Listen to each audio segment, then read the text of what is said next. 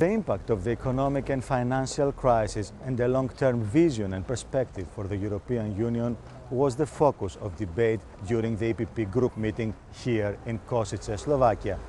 Economic coordination, the 2020 strategy, structural reforms and education as a core element to economic growth were discussed by EPP members, high-level European and Slovakian politicians from the three sister parties and experts.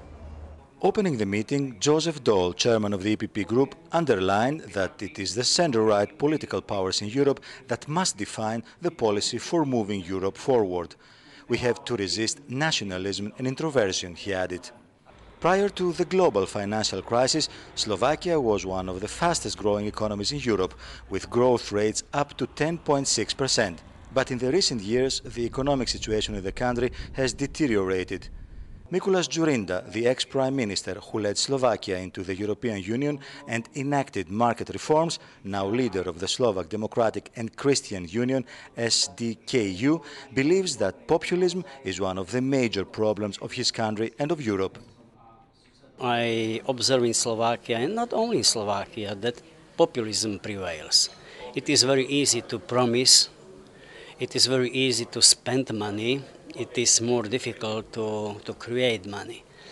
So I believe that time is coming when people can recognize that such type of politics is not perspective for Slovakia, for the European community. I believe that our three parties united in the EPP can be a clear alternative, political alternative for people. Back to domestic politics, after serving 5 years as European Commissioner, Jan Figel, chairman of the Christian Democratic Movement, KDH, believes that common sense is needed to overcome the crisis. What is really fundamental is a combination of a conscience and common sense. It's relatively simple, but crucially important. Conscience, which speaks about our moral and political responsibility towards each other.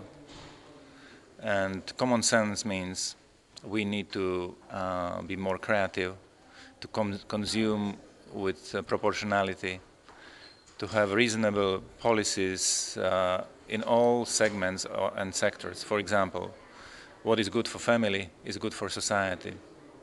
What is environmental or environmentally friendly is also economically sound. This speaks about common sense.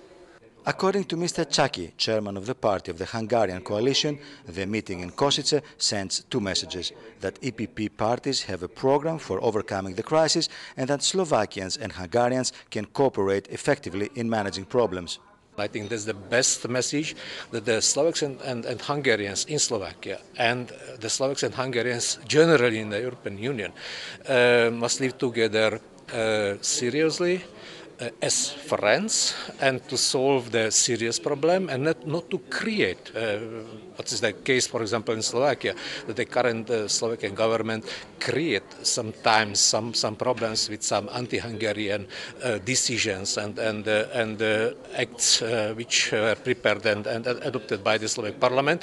So that's not a way. The way of the conflicts is not a European way, especially it is not an acceptable way in the 21st century in our common Europe.